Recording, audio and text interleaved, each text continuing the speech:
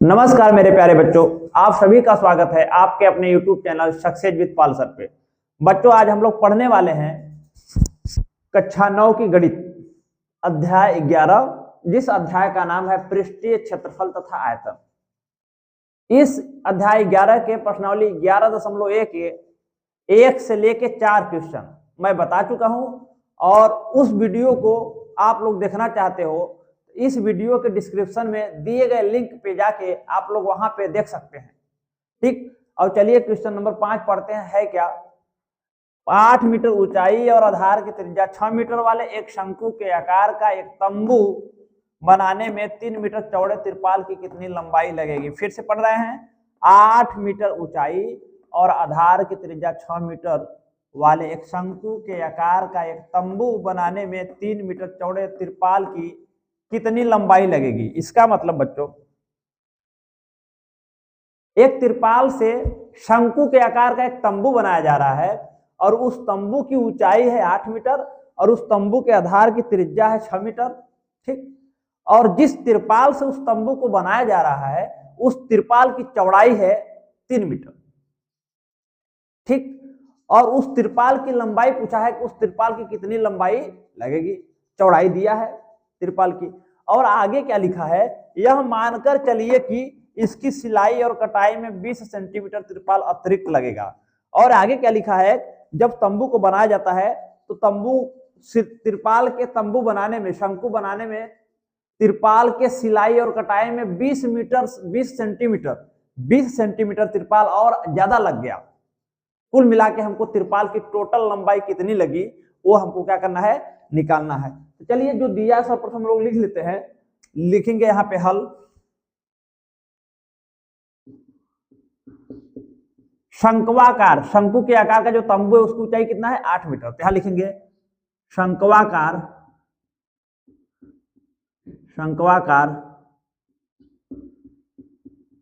तंबू की ऊंचाई को हम लोग h से डिनोट करते हैं। ए है 8 मीटर। शंक्वाकार तंबू की ऊंचाई 8 मीटर है तथा आधार की त्रिज्या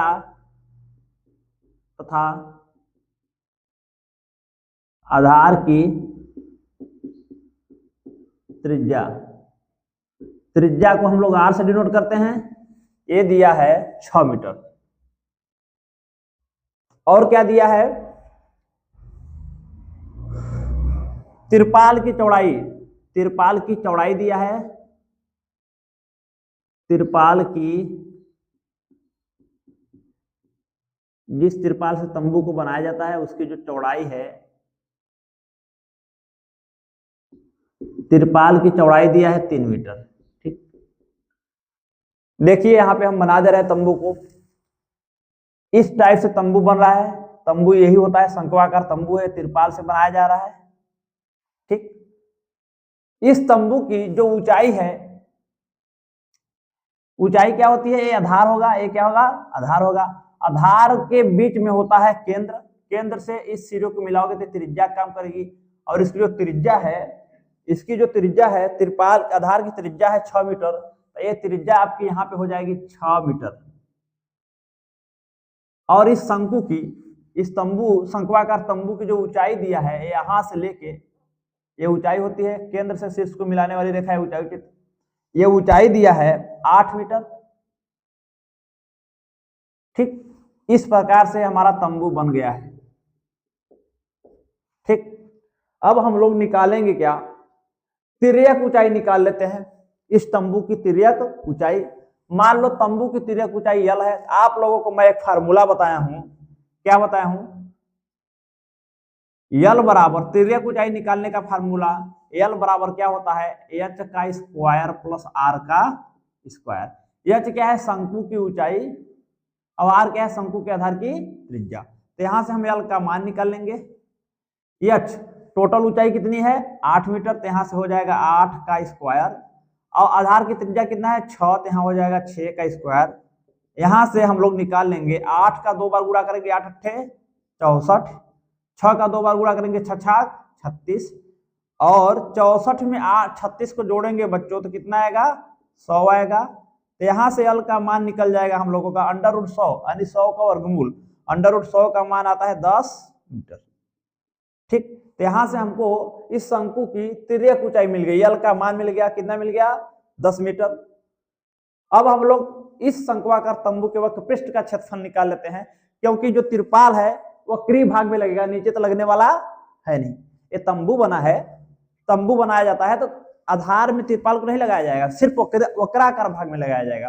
तो वक्र का जो पृष्ठीय क्षेत्रफल होगा वो शंकु के वक्र नहीं, तिरपाल का जो टोटल क्षेत्रफल होगा वो शंकु के वक्र पृष्ठ के क्षेत्रफल के बराबर होगा। क्यों?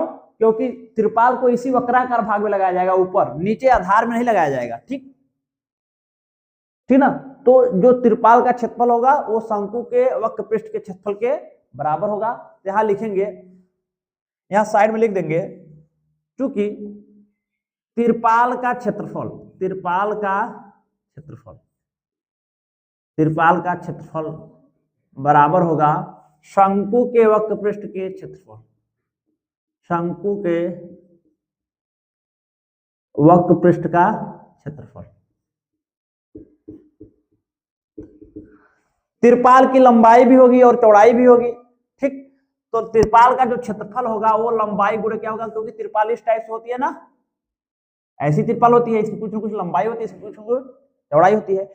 इसकी चौड़ाई दिया है 3 मीटर और लंबाई हमें पता नहीं है, तो तिरपाल की जो क्षेत्रफल हो जाएगा वो हो जाएगा लंबाई गुणे चौड़ाई, लंबाई गुणे चौड़ाई बराबर यहां हो जाएगा शंकु के वक्र पृष्ठ का क्षेत्रफल क्या होता है, πr/l।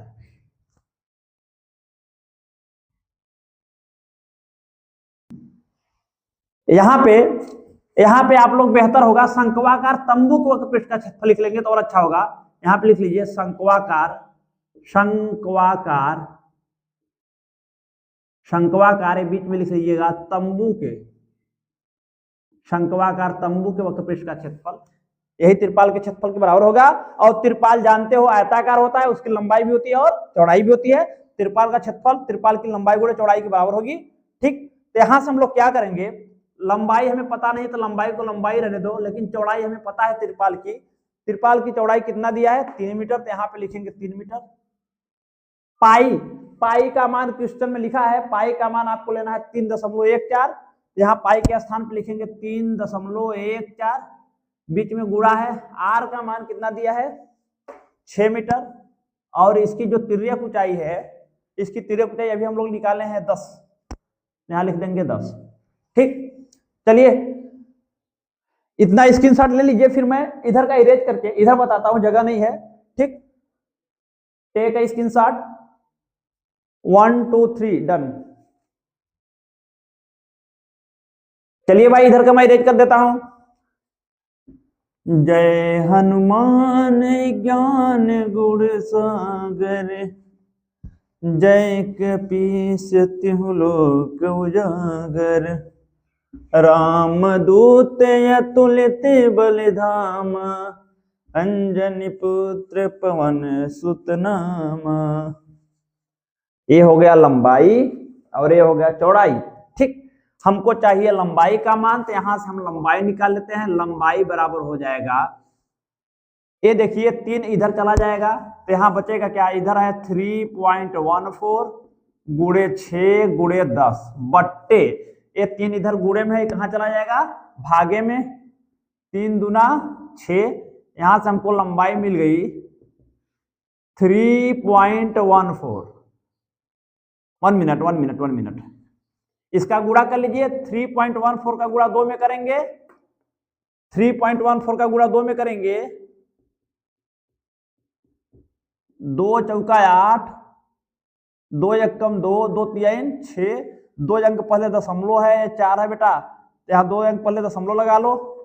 फिर इसका गुणा जब 10 में करोगे, इसका गुणा इसमें, फिर इसका गुणा इसमें 10 में, जब 10 में करोगे बेटा आप लोग 10 में कर लीजिए, 0 गुणा 8 में 0, 0 गुणा 2 में 0, 0 गुणा 6 में 0, 1 अट्ठे 8, 1 दूना 2 और 1 छक्का 6, जब जोड़ेंगे तो 0, 0 में 8 जुड़ा 8, 0 में 2 जुड़ा 2, अब फिर 6, 1 अंक 2 अंक पहले दशमलव है तो 2 अंक पहले दशमलव लगा लेंगे, कितना आ जाएगा 62.8, क्या आ जाएगा 62.8 मीटर ये हमको तिरपाल की लंबाई मिल गई। लेकिन क्वेश्चन में कह रहा है कि 20 सेंटीमीटर अतिरिक्त लंबाई लग रहा है तंबू को बनाने में, कटाई और सिलाई में 20 सेंटीमीटर अतिरिक्त लंबाई लग रहा है। तो हम लोग क्या करेंगे, कुल लंबाई कैसे निकालेंगे, इस लंबाई में 20 सेंटीमीटर लंबाई क्या कर देंगे, जोड़ देंगे। ठीक, तो लिखेंगे चूंकि, यहां पे क्या लिखेंगे बच्चों, चूंकि तंबू को बनाने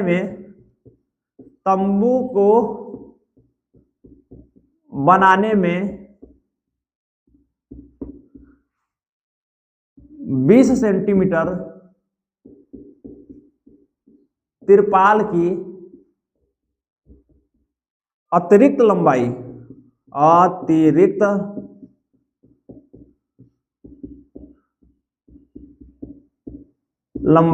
लगती है। इसलिए तिरपाल की कुल लंबाई,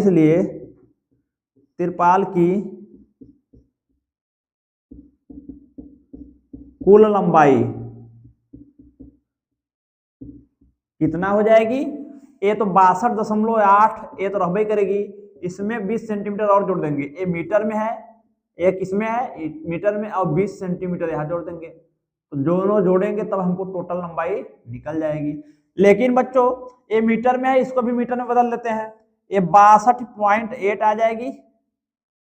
जब सेंटीमीटर को मीटर में बदलते हैं तो हम 100 का भाग देते हैं, 100 का भाग देंगे तो किस में बदल जाएगी, मीटर में। ठीक, यहां से 62.8 मीटर,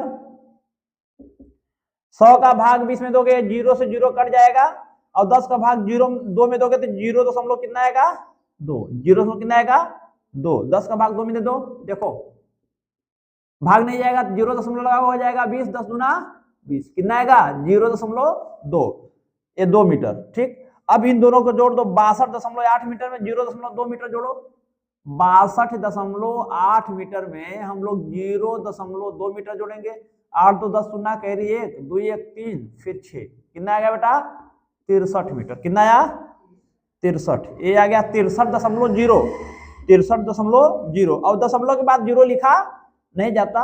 हमारी तिरपाल की टोटल लंबाई कितना हो गई 63 मीटर। अतः शंक्वाकार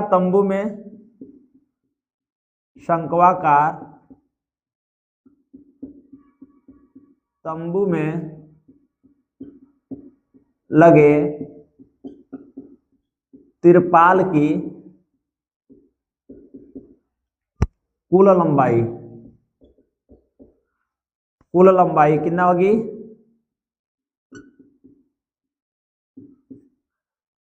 63 मीटर होगी।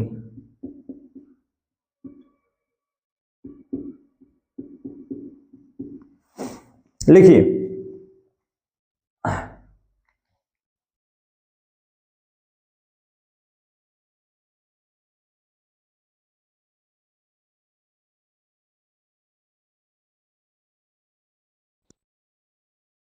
चलिए बच्चों, अब हम लोग अगला क्वेश्चन पढ़ते हैं, क्वेश्चन नंबर 6। इस क्वेश्चन को पढ़ के मैं समझा दे रहा हूं। देखिए लिखा क्या है, शंकु के आधार की एक गुंबज की तिर्यक ऊंचाई, एक गुंबज बनाया जाता है शंकु के आकार का, और उसकी जो तिर्यक ऊंचाई है और आधार का व्यास शंकु के आकार का है, आधार नहीं रहेगा, शंकु के आकार का, यहां रहेगा आकार का, शंकु के आकार का एक गुंबज की तिर्यक ऊंचाई यानी एल और आधार का व्यास क्रमशः 25 मीटर और 14 मीटर है। यानी कि उसकी ऊंचाई 25 मीटर है तिर्यक ऊंचाई, और उसका व्यास, आधार का जो व्यास है 14 मीटर है। इसके वक्र पृष्ठ पर, इस गुंबज के वक्र पृष्ठ पर सफेदी कराया जाता है।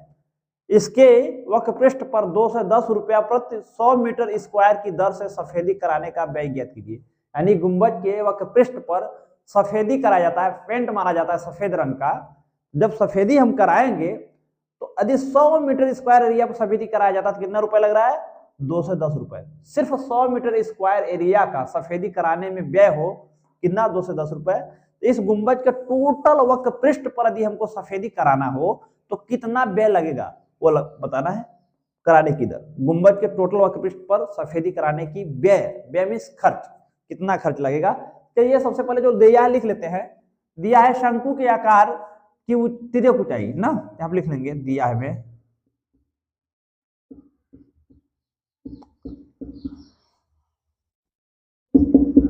शंकु के आकार के गुंबद की, शंकु के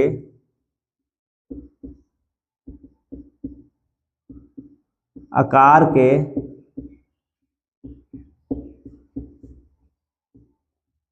गुंबद की तिर्यक ऊंचाई, तिर्यक ऊंचाई को बच्चों हम लोग एल से डिनोट करते हैं, इधर लिख लेते हैं तिर्यक ऊंचाई एल बराबर दिया है 25 मीटर। और क्रमशः आगे वाला मान आधार का व्यास दिया है तथा आधार का व्यास, आधार का व्यास दिया है 14 मीटर। आप लोग जानते हो बेटा कि व्यास का आधा होता है त्रिज्या, लिखोगे अतः, लिखेंगे अतः गुंबज के आधार की त्रिज्या, अतः गुंबज के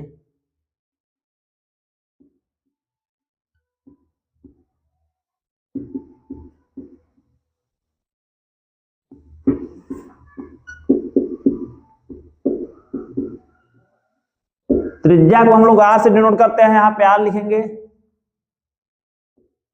ये क्या होगी 14 का आधा होगी 14/2, 2 से कट जाएगा, 2 से जब हम लोग काटेंगे 14 2 7 14 तो आ जाएगा 7 मीटर, यहाँ पे आ जाएगा 7 मीटर। ठीक,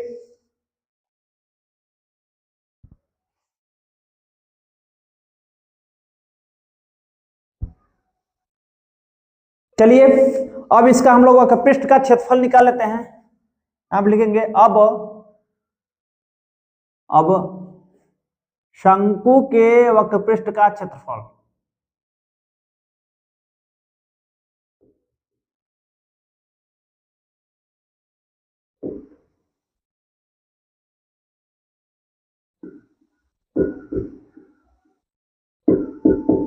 शंकु के वक्रपृष्ठ का क्षेत्रफल क्या होता है बच्चों, पाई आर एल, आप लोग जानते हो। इसी वक्रपृष्ठ पे सफेदी कराया जा रहा है।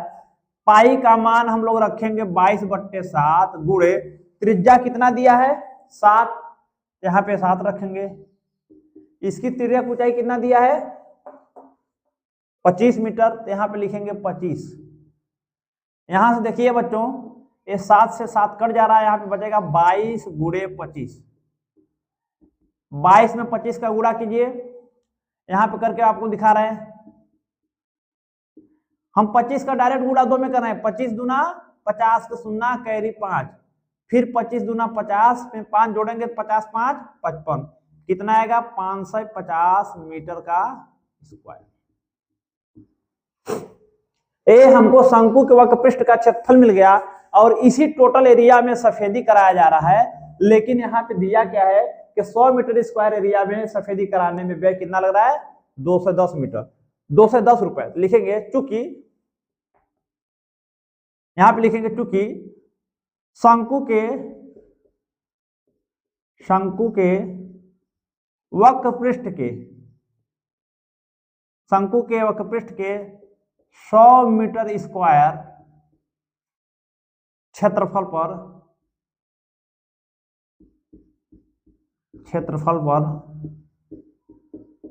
सफेदी कराने में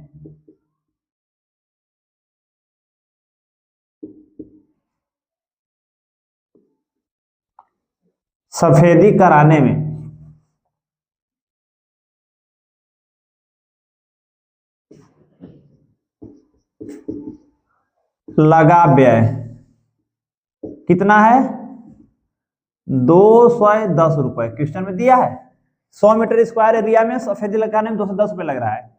इसलिए हम लोग 1 मीटर स्क्वायर के लिए निकालेंगे, इसलिए 1 मीटर स्क्वायर क्षेत्रफल में सफेदी कराने में लगा हुआ है।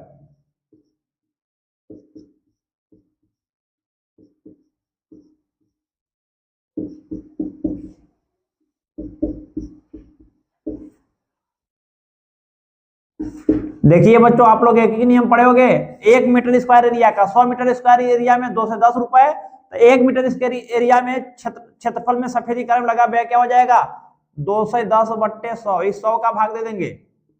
ठीक, 0 से 0 कट जाएगा और 10 का भाग 21 में दोगे तो 2.1 आएगा, 2.1 रुपए आएगा। कितने एरिया में, 1 मीटर एरिया स्क्वायर में क्षेत्र 1 मीटर क्षेत्रफल में सफेदी कराने में जो व्यय होगा 2.1 रुपए लगेगा। लेकिन हमको टोटल कितने एरिया का निकालना है, 550 मीटर स्क्वायर ना, इसका क्योंकि शंकु का टोटल पृष्ठ इतना है और इस टोटल भाग में सफेदी कराया जा रहा है। लिखेंगे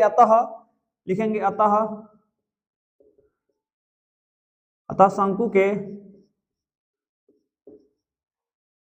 550 मीटर, शंकु के वक्र पृष्ठ के, ऐसे लिख लेंगे, शंकु के वक्र पृष्ठ के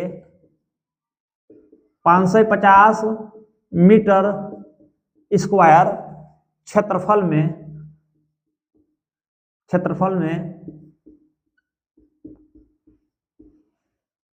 सफेदी कराने में लगा व्यय,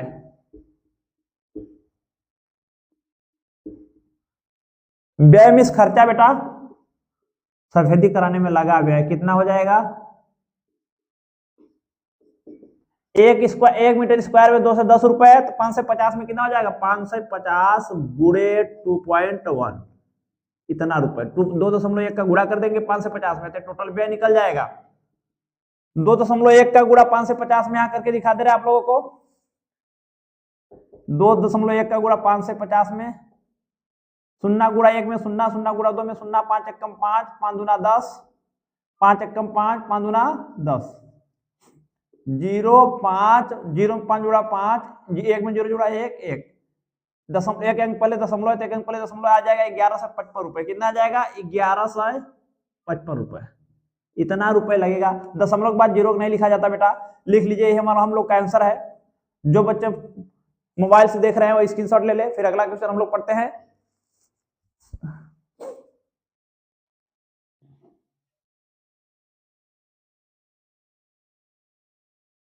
सारे बच्चे स्क्रीनशॉट ले लो।